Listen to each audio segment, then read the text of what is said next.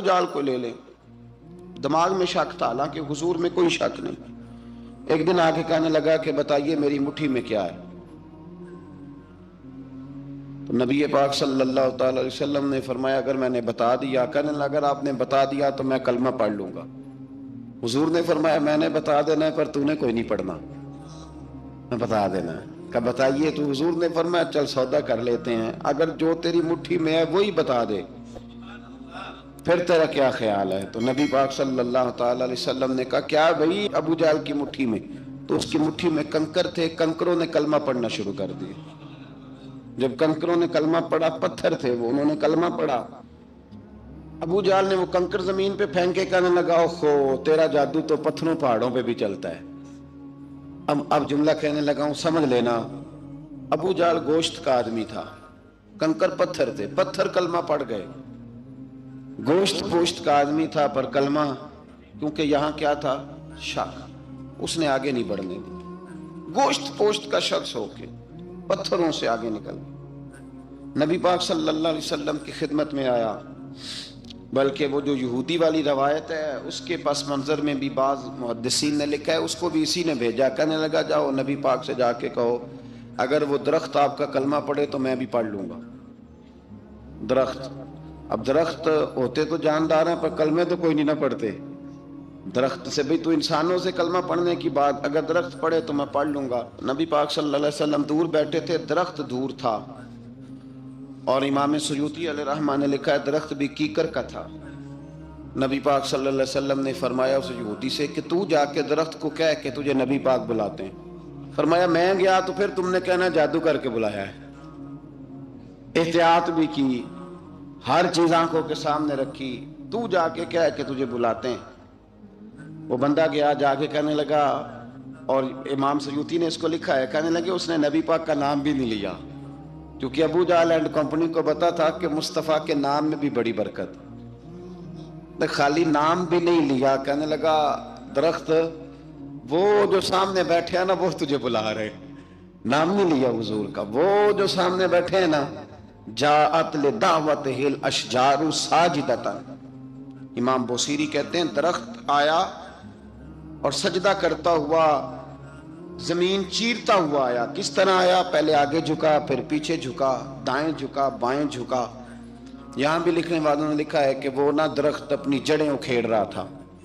جب چلنا تھا نا اس نے حضور کی طرف آنا تھا تو آگے دائیں بائیں ہوا، جڑیں اکھیڑ رہا تھا. لیکن ہمارے استاد جب ہمیں یہ روایت پڑھایا کرتے تھے تو کہتے تھے جڑیں نہیں اکھیڑ رہا تھا. جب اس نے سنا مجھے نبی پاک نے بلایا تو اسے وجد ہو گیا تھا، وہ جھومنے لگ گیا تھا، جھوم رہا تھا. حضور نے مجھے بلا لیا. جاءت لدعوتہ الاشجار ساجدہ.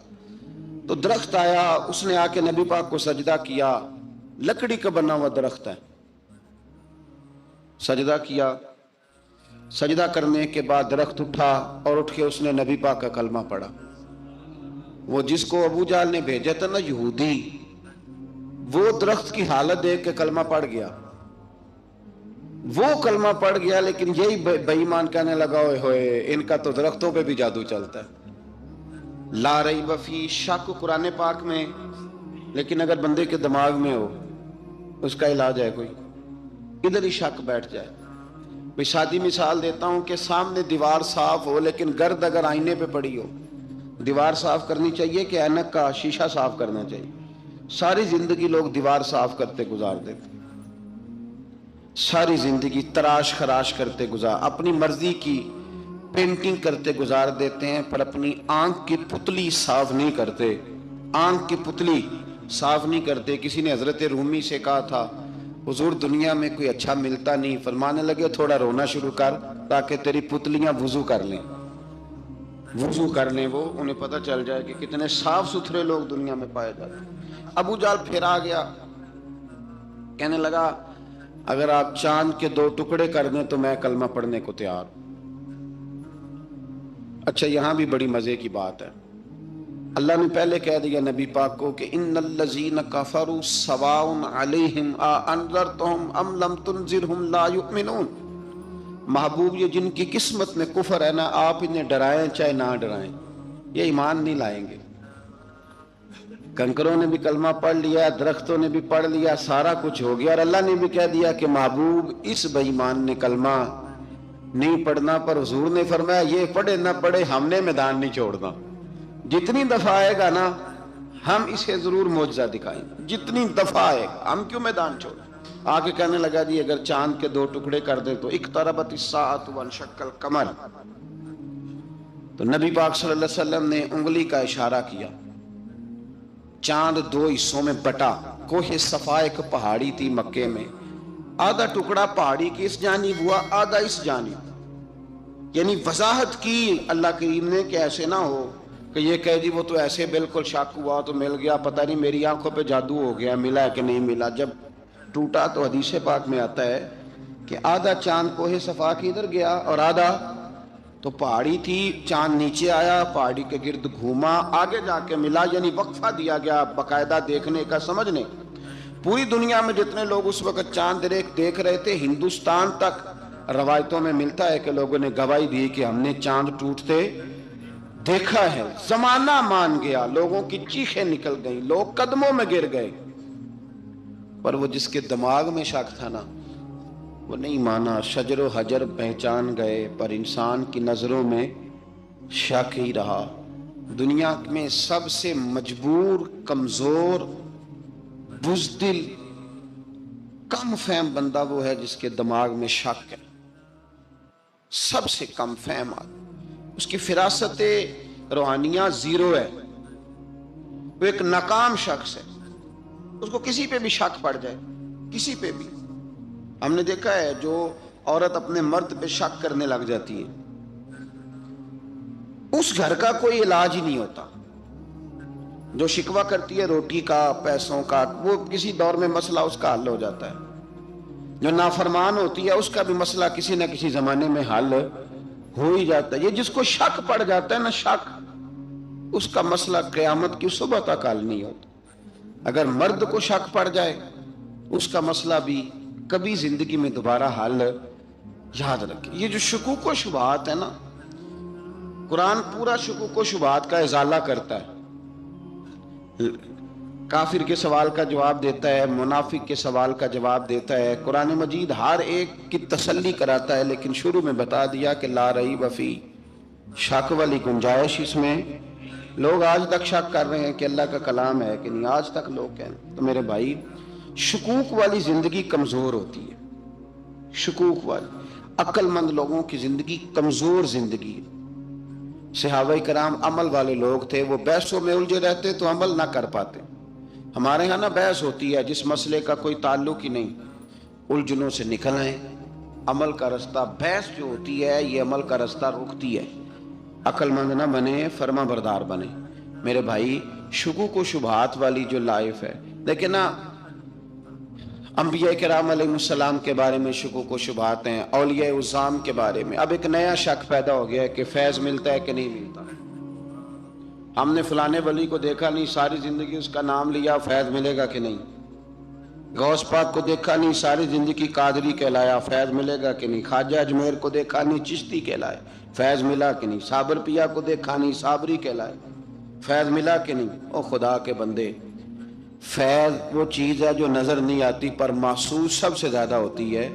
मिले तो हजरत अवैस करनी भी नहीं थे नबी पाक से, वो भी नहीं मिले थे, मुलाकात तो उनकी भी नहीं हुई थी। क्या कहोगे, मुलाकात नहीं हुई, लेकिन फ्यूज़ो बरक़ात का ये आलम है कि मेरे महबूब ने फरमाया वो दुआ करेगा तो अल्लाह मेरी उम्मत की बख्शिश फरमाएगा। तो आप, हमारे सूफिया में एक सिलसिला अवैसिया है। सिलसिला अवैसिया में अक्सर मुलाकात नहीं होती, अक्सर नहीं मुलाकात होती बगैर देखे ना।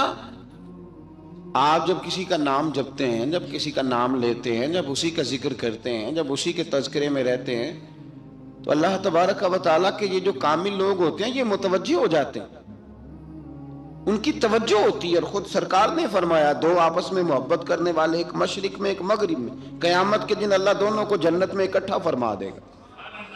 ये क्या बात हुई कि हर बात में शक करना कि जी वो फलाने से मुलाकात ही नहीं हुई। तो किस तरह भाई, मुलाकात एक अलग चीज का नाम है, मुलाकात एक अलग शय का नाम है, और फयूज़ो बरक़ात एक اللہ سے ملاقات ہوئی ہے؟ رزق دیتا ہے کہ نہیں؟ زندگی دیتا ہے، ساری چیزیں دیتا ہے، تو ملاقات تو کوئی نہیں کرتا۔ تو اس لیے ہر چیز کو ٹھیک ہے، وہ جو جگہ جس جگہ پہ جو بات ہے اس کو وہاں رہنا چاہیے، لیکن یہ شکوک ہیں، ان سے باہر نکلیں، ان سے باہر آئیں۔ اولیاء اللہ کا جو فیضان ہے، ان کی جو محبت ہے، ان کے جو طریق، حضرت سلیمان بن بشار رحمت اللہ علیہ بزرگ گزرے ہیں، وہ کہتے ہیں میرے پاس، میں بڑا خوبصورت تھا جوانی میں، دین کی تھوڑی سی خدمت کرتا تھا، تو ایک عورت آ گئی، اس عورت نے میرے ساتھ کچھ مجھ سے مانگا، مطالبہ کیا، تو میں نے کہا کوئی بھکارن ہے۔ میں نے جب اس نے نقاب اوڑھا ہوا تھا، جب میں نے اس کی طرف پیسے دینے کے لیے، خیرات دینے کے لیے کوئی چیز بڑھائی، تو اس نے چہرے سے کپڑا ہٹایا، میں نے نظر جھکا لی، کہنے لگی سلیمان میرا رنگ روپ تو دیکھ، میں کتنی خوبصورت ہوں، میں تیری محبت میں گرفتار ہو گئی، خدا را میں اپنے آپ کو تیرے حوالے کرتی ہوں۔ آپ فرماتے ہیں جب اس کے نیت اور ارادے میں اور لفظوں میں میں نے فطور دیکھا، تو میں استغفر اللہ پڑھتا وہاں سے بھاگ گیا، اتنا دوڑا کہ میں بصرہ سے باہر نکل گیا، شہر سے ہی باہر آ گیا، عورت سے دوڑ رہا ہے، مرد نوجوان خوبصورت۔ فرماتے ہیں عشاء کی اذانیں ہو رہی تھی، نماز پڑھ کے میں مسجد میں سو گیا، تو مجھے حضرت یوسف علیہ السلام کا دیدار ہوا۔ جناب یوسف کہتے ہیں میں حضور کا غلام اور غلاموں کا غلام اور صدیوں بعد کا غلام، تو جناب یوسف علیہ السلام میری خواب میں آئے اور کہنے لگے اٹھ جوان میرے سینے سے لگ، یار تو نے تو نبی پاک کا امتی ہو کے وہ کام کیا ہے جو میں نے نبی ہو کے کیا تھا۔ اب کام حضرت یوسف والا کیا تھا نا، تو صدیوں اور سالوں اور مہینوں کا فاصلہ بن سکا، تو وہ آ گئے۔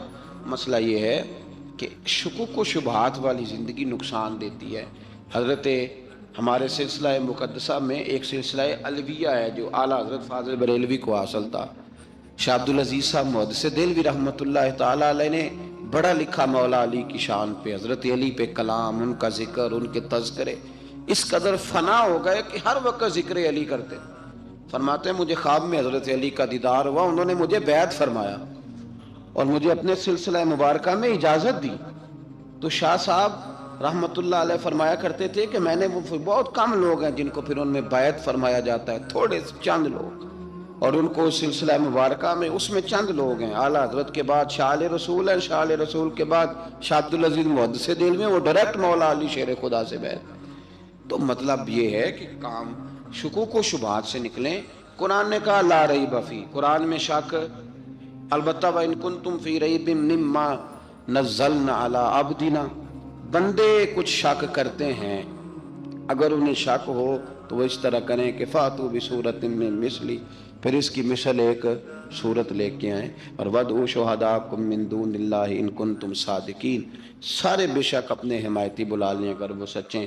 شک والی دنیا سے باہر نکل آئیں، حقیقت والی دنیا کو قبول کریں۔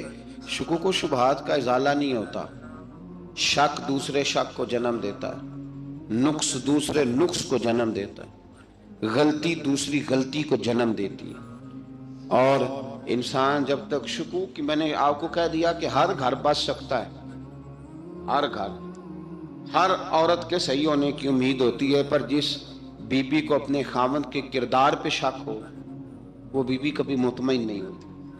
ہر گھر بس جاتا ہے، لیکن جس خاوند کو اپنے بیوی کے کردار پہ شک ہو جائے اس کا کبھی اس کے ساتھ سلوک مخلصانہ۔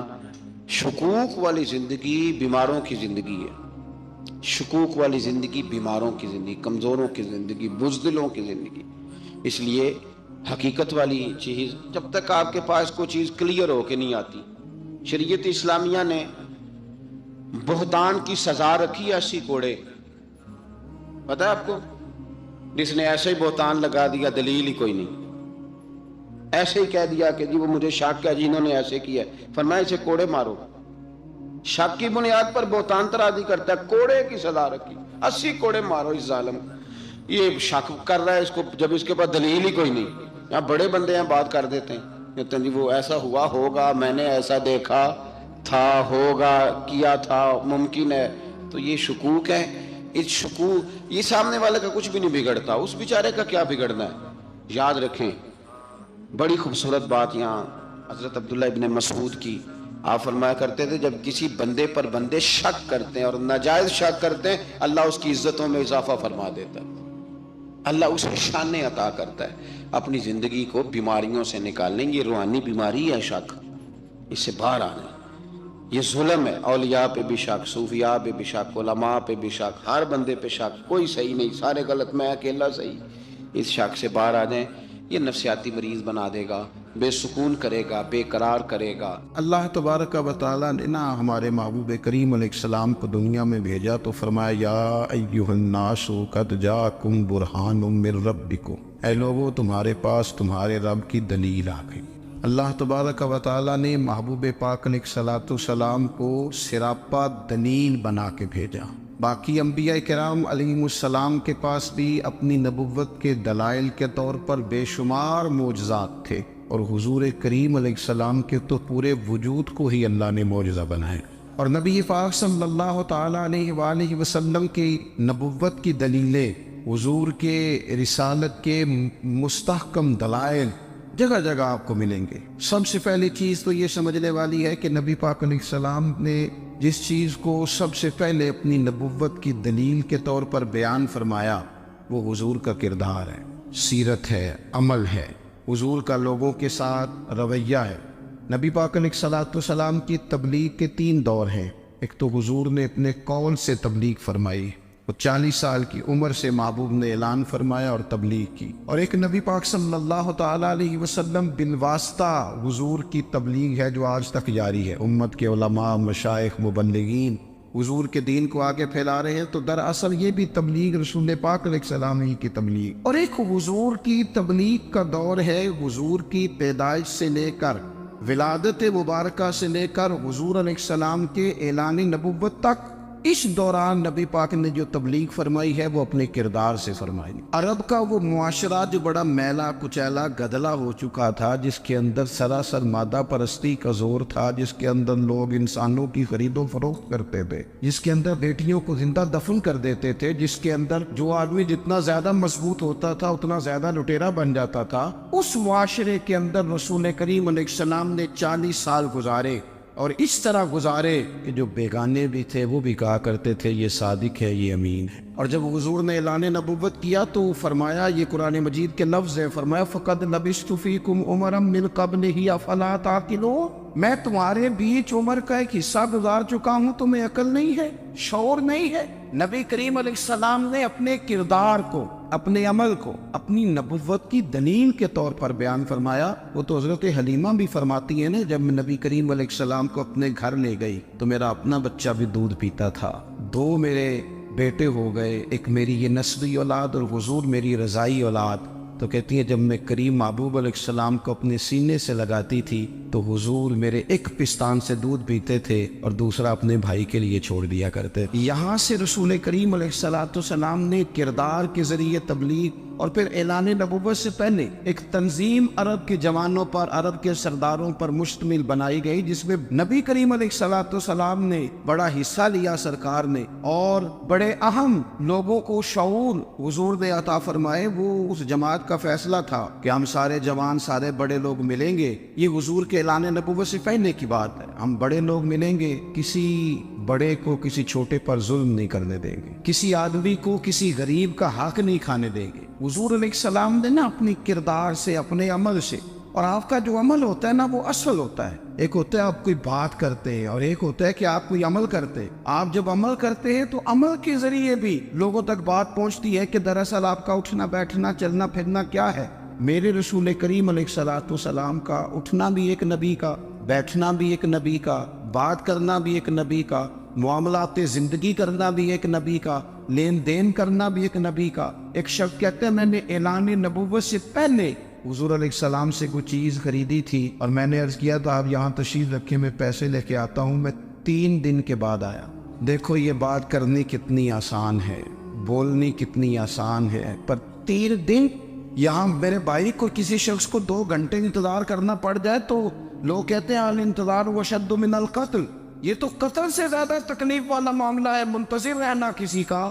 کہتے 3 دن کے بعد میں آیا تو میرے رسول کریم وہیں تشریف فرمایا. بس اتنا فرمایا یار تم نے مجھے بڑی تکلیف میں ڈال دیا، 3 دن ہو گئے یہاں رکے ہوئے. تو حضور نے اپنے کردار کو، اپنے عمل کو، اپنے معاملات کو سب سے پہلے اپنی نبوت کی دلیل کے طور پر پیش کیا۔ اسی نے کیا خوب کہا تھا کہ جو تیری جان کے دشمن ہے وہ بھی کہتے ہیں، بظاہر تو آئے ہیں نا ہجرت کی رات جان لینے، لیکن امانتیں حضور کے گھر میں رکھی ہوئی ہیں، امانتیں کاشانہ نور پہ پڑی ہے۔ وہ جو تیری جان کے دشمن ہے وہ بھی کہتے ہیں کہ امین تو ہے اور صداقت کی آبرو تو ہے۔ تو پہلے کردار، پھر دوسری بات، اللہ تعالیٰ نے اپنے محبوب علیہ السلام کو اپنا مطلق نائب بنا کر، اپنا محبوب اعظم بنا کر، ویسے ہی سارے انسانوں کے بارے میں کہا وَإِذْ قَالَ رَبُّكَ لِلْمَلَائِكَةِ إِنِّي جَاعِلٌ فِي الْأَرْضِ خَلِيفَةً، میں زمین میں اپنا نائب بنانے والا ہوں۔ لیکن حضور علیہ السلام تو محبوب ہے نا، حضور کی نیابت تو محبوبیت کے درجے پر فائز ہے۔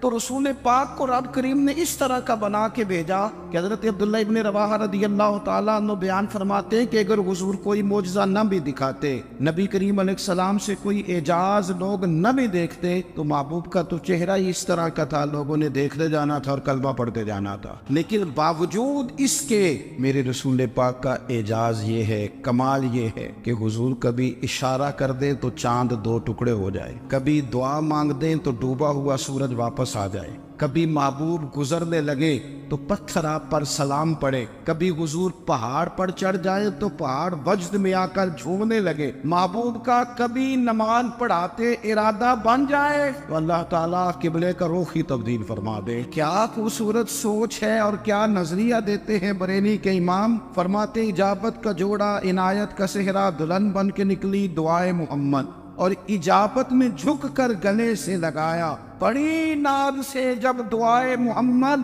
دیکھو خدا کی رضا چاہتے ہیں دو عالم، خدا چاہتا ہے رضائے محمد صلی اللہ تعالی علیہ وسلم۔ اور ایک مقام پہ فرماتے ہیں نائب دست قدرت پہ لاکھوں سلام، نائب دست قدرت پہ لاکھوں سلام۔ تو اللہ تعالیٰ نے نبی پاک صلی اللہ تعالی وسلم کو جو اعجاز۔ پھر ایک اور بات، حضور امی ہے، دنیا میں آ کر محبوب نے کسی سے پڑھا ہی نہیں، میرے محبوب نے جتنا پڑھا ہے رب کریم سے ہی پڑھا ہے۔ الرحمن علم القرآن خلق الانسان، رحمان نے قرآن سکھایا پھر انسان بنایا۔ اللہ تبارک و تعالیٰ کی بارگاہ کرم سے حضور نے لیا، رسول کریم امی ہے، یہ بھی حضور کی نبوت پر ایک بڑی دلیل۔ دیکھو ایک ہوتا ہے کوئی آدمی بچپن سے کسی چیز سے شغف رکھے اور جب اس کی عمر بڑی ہو جائے تو کہتے ہیں اس کا تجربہ بڑا ہو گیا، یہ پہلے کچھ شعر کہتا تھا، کوئی ادبی جملہ کہتا تھا، تو اب اس کی یہ کام کرتے کرتے عمر بڑی ہو گئی ہے تو رسوخ حاصل ہو گیا۔ 40 سال کی عمر مبارک تک نبی کریم نے ایک شعر بھی نہیں کہا، حضور علیہ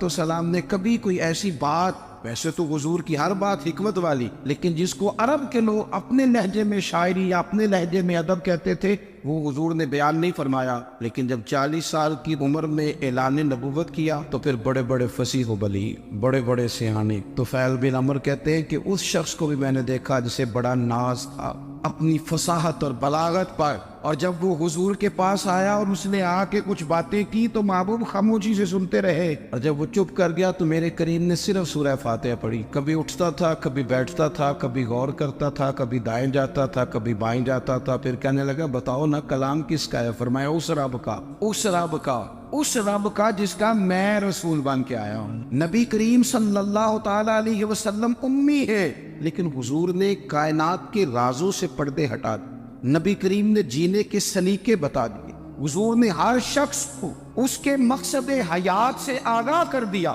نبی کریم علیہ السلام نے وہ فلسفہ حیات بیان کیا کہ لوگوں کو صرف جینے میں مزہ نہیں آیا، مرنے میں بھی مزہ آنے لگا۔ لوگ آگے بڑھ بڑھ کے جانیں پیش کرنے لگے، اپنی اولادیں قربان کر، جو فلسفیوں سے کھل نہ سکا اور نکتہ بروں سے حل نہ ہوا، وہ راز ایک طیبہ والے نے بتلا دیا چند اشاروں میں۔ محبوب کریم امی ہیں، لیکن حضور نے اس طرح دنیا کو سکھایا، اس طرح دنیا کو پڑھایا، اس طرح حضور نے علم کے چراغ اور دیپ روشن کیے کہ قیامت تک جسے روشنی ملے گی نا، اسے صرف دروازہ مصطفیٰ سے ملے گی، اسے رسول کریم علیہ السلام کے سارے دولت سے ملے. کچھ لوگوں نے کہا کہ اپنے پاس سے آیات بنا کے لاتے. اپنے گھر میں بیٹھ کے دعوے کر لینا تو کوئی مشکل کام نہیں نا ہوتا, سارے لوگ ہی کر لیتے. بلکہ وہ ہمارے ایک بزرگ کہا کرتے تھے, خیالی پلاؤ پکائیے کہ وہ کدے بھی کاٹ نہ پائیے. کیونکہ کون سا پیسوں کا ڈالنا ہے, وہ زیادہ ڈالیں آپ اور زیادہ ڈالیں. بہت سارے لوگ ہیں آج بھی, کچھ لبرل ہیں بیچارے, کچھ دین بیزار طبقہ ہے, وہ کہتے ہیں جناب ہمیں تو جدید باتیں بتائیں, ہمیں تو نئے اسلوب کے مطابق لے کے چلے, ہمیں تو او بھائی سن, میرے نبی پاک علیہ السلام نے فرمایا میرا قرآن کبھی پرانا نہیں ہو, اسے پڑھ کے دیکھ, اس کی جدت کا حسن دیکھ, یہ تو کھلا ہوا باغ ہے. تو ایک دفعہ اس کے قریب آئے گا تو خوشبو ملے گی, دوسری دفعہ آئے گا تو اس سے زیادہ تازی ملے گی. ایک دفعہ پھل کھائے گا تو مزیدار ہوگا, دوسرا کھائے گا ہو سکتا ہے شکل ملتی جلتی ہو لیکن ذائقہ بڑا نرالا ہوگا. تو تو صحیح نا. جب کچھ لوگوں نے کہا یہ خود سے بنا کے آیات لاتے ہیں تو فرمایا وَإِن كُنتُمْ فِي رَيْبٍ مِّمَّا نَزَّلْنَا عَلَىٰ عَبْدِنَا فَأْتُوا بِسُورَةٍ, اگر تمہیں کوئی شک ہے اس میں جو ہم نے اپنے بندہ خاص میں نازل کیا ہے تو تم بھی اس جیسی ایک آیت بنا کے لاؤ. اور چلو چیلنج کھلا دے دیا, فرما وَادْعُوا شُهَدَاءَكُم مِّن دُونِ اللَّهِ, اللہ اور اللہ والوں کو چھوڑ دو. تفسیری ترجمہ عرض کر رہا ہوں, یعنی صحابہ کو چھوڑ دو, حضور کے ماننے والوں کو چھوڑ دو, باقی ساری دنیا کے کافر اکٹھے ہو جاؤ, ایک آیت بس قرآن جیسی لے کے آؤ, ایک آیت لے کے آؤ. ان کنتم صادقین, اگر تم سچے ہو. جوانوں سنو, کہا ایک آیت, اور یہ چیلنج آج تک قرآن مجید کا موجود ہے, آج تک. وَإِن كُنتُمْ فِي رَيْبٍ مِّمَّا نَزَّلْنَا عَلَىٰ عَبْدِنَا فَأْتُوا بِسُورَةٍ مِّن مِّثْلِهِ, تم قرآن کے مقابلے کی ایک صورت لے کے آؤ اور سارے حمایتی اکٹھے کر لو اپنے. ان کنتم صادقین, اگر تم سچے ہو. جواب تو ادھر سے آنا تھا نا, لیکن کائنات کے رب نے جواب بھی خود دیا, فرمایا فَإِن لَّمْ تَفْعَلُوا وَلَن تَفْعَلُوا, اگر تم نہ لا سکے, اور فرمایا تم لا سکتے بھی نہیں, نہ خنجر اٹھے گا نہ تلوار تم سے, یہ بازو میرے آزمائے ہوئے. وَلَن تَفْعَلُوا, تم لا بھی نہیں سکتے. فَاتَّقُوا النَّارَ الَّتِي وَقُودُهَا النَّاسُ وَالْحِجَارَةُ, پھر اس آگ سے ڈر جاؤ جس کا ایندھن آدمی اور پتھر ہے. اُعِدَّتْ لِلْكَافِرِينَ, بنائی کافروں کے لیے, مومنوں کے لیے تو رب نے جنت بنائی ہے. اُعِدَّتْ لِلْكَافِرِينَ, یہ دوزخ اللہ نے کن کے لیے بنائی ہے؟ اُعِدَّتْ لِلْكَافِرِينَ کہتے ہیں کافر کے لیے بنایا. تو اللہ تبارک و تعالیٰ نے میرے رسول پاک صلی اللہ تعالیٰ علیہ وسلم کو وہ کتاب عطا فرمائی, اور پھر حضور کی فصاحت و بلاغت, معرفت. دیکھو ایک ہوتا ہے گھنٹوں باتیں کرنا, ایک ہوتا ہے کئی والیم پر مشتمل, کئی جلدوں پر مشتمل کتب کا لکھنا, اور ایک ہوتا ہے کسی بندے کا ایک بات کرنا اور سامنے والے کی طبیعت کو اتنا جگا دینا کہ اگلی بات فوراً ہی اس کی سمجھ میں آ جائے. اور حضور نہ کسی کی انا کو نہیں جگاتے. ہم بعض اوقات کسی سے خطاب کرتے ہیں, بات کرتے ہیں تو سامنے والے کی انا کو جگا دیتے ہیں, ٹھیس پہنچاتے ہیں, وہ کہتا چل پھر تگڑا ہو جائے میں بھی آیا. حضور انا نہیں جگاتے تھے, میرے نبی پاک ضمیر جگاتے تھے تاکہ وہ شخص فیض حاصل کر سکے, اسے کچھ ملے. نبی کریم کا جو انداز تکلم ہے وہ اس طرح کا ہوتا تھا کہ انسان خود بخود کھل اٹھتا تھا کہ مطلب یہ بات ہونے کیا لگی ہے, مطلب حضور کیا فرمانے لگے. نبی کریم صلی اللہ تعالی علیہ وسلم, ایک دن محبوب کریم نے صحابہ کے دیے حضور کی فصاحت و بلاغت دیکھے, فرمایا محبوب نے کتنا نادان ہے وہ شخص جو اپنے ماں باپ کو گالی دے. کھلی ہو گئی لوگوں کی آنکھیں, کان کھڑے ہو گئے کہ یا رسول اللہ کون ایسا بدبخت ہے جو ماں باپ کو گالی دے گا. اب جب سوالات ذہنی سطح پر پوری طور پر ابھر گئے نا, اب رسول کریم نے بات سمجھائی. یہ ہے فصاحت و بلاغت, تیرے آگے ہے یوں دبے نچے. فصحا عرب کے بڑے بڑے, کوئی جان منہ میں زبان نہیں بلکہ جسم میں جان نہیں. یا رسول اللہ کون ایسا نالائق ہے جو ماں باپ کو گالی دے. اب جب ذہنی سطح یہاں تک ابھر آئی تو اب حضور نے سمجھایا, اور میں جب تم کسی کے ماں باپ کو گالی دو گے نا تو وہ بھی تو جواب میں تمہارے ماں باپ کو دے گا نا. تو فی نفس ہی یہ تم نے خود ظلم کیا ہے اپنے ماں باپ. کیوں تم نے ایسا لہجہ اختیار کیا کہ جس سے سامنے والے کی انا جاگ جائے اور تمہارے مقابلے میں آ کر کے کھڑا ہو جائے؟ کیوں تم نے اس طرح کے انداز اختیار کیے کہ جس سے سامنے والا بھی سارے پنجے کھڑے کر کے باہر نکل آئے کہ آ جاؤ پھر میں بھی میدان میں حاضر ہوں. رسول کریم کی فصاحت بلاغت دیکھیں نا, حضور 2-4 جملوں میں ساری بات سمجھا جاتے. ایک حدیث پاک اگر ہماری سمجھ میں آ جائے, ایک روایت, نبی پاک صلی اللہ تعالی علیہ وسلم نے فرمایا خوبصورت مسلمان وہ ہے جو بے مقصد باتوں کو چھوڑ دے. لو اس سے پوری زندگی سجائی جا سکتی ہے ایک جملے سے. کوئی لمبی چوڑی باتوں میں جانے کی ضرورت نہیں. کہا خوبصورت مسلمان یہ ہے جو بے مقصد باتوں کو چھوڑ دے, لا یعنی باتوں کو کیا کہتے ہیں ہمارے دیہات کے لوگ جڑے پنڈ جانا نہیں وہ راہ پوچھنے دی، لیکن آج کل لوگ باز آندے یعنی جس بات کا بالکل تعلق نہیں نا وہ بات بھی کرتے جاتے ہیں، جس کا شعبہ ہی نہیں وہ بھی چھلانگ لگا کے اس میں آ جاتا ہے۔ ہم اپنا وقت ضائع کرتے، اپنی صلاحیتیں ضائع کرتے، اپنا نقصان کرتے، ہم اپنا کام صحیح کر کے نہیں کرتے اور دوسری ساری دنیا کو ٹھیک کرنا چاہتے ہیں۔ وہ بھائی آپ جس جگہ جس شعبے سے تعلق رکھتے ہیں آپ اپنے معاملات میں مضبوطی پیدا کریں۔ حضور نے اپنی فصاحت کے ساتھ بلاغت کے ساتھ لوگوں کو قائل کیا، اور قرآن مجید کی تاثیر کا یہ اثر میرے کریم رسول نے دکھایا کہ رات کو جب حضور بیٹھ کے قرآن پاک پڑھتے تھے نا، جب یاسین والے نبی خود یاسین کی تلاوت کریں، جب طٰہٰ والے محبوب خود طٰہٰ کی تلاوت کریں، غور کرو نا جب مدثر والے محبوب خود ان جملوں کو ادا کریں، یعنی جن کی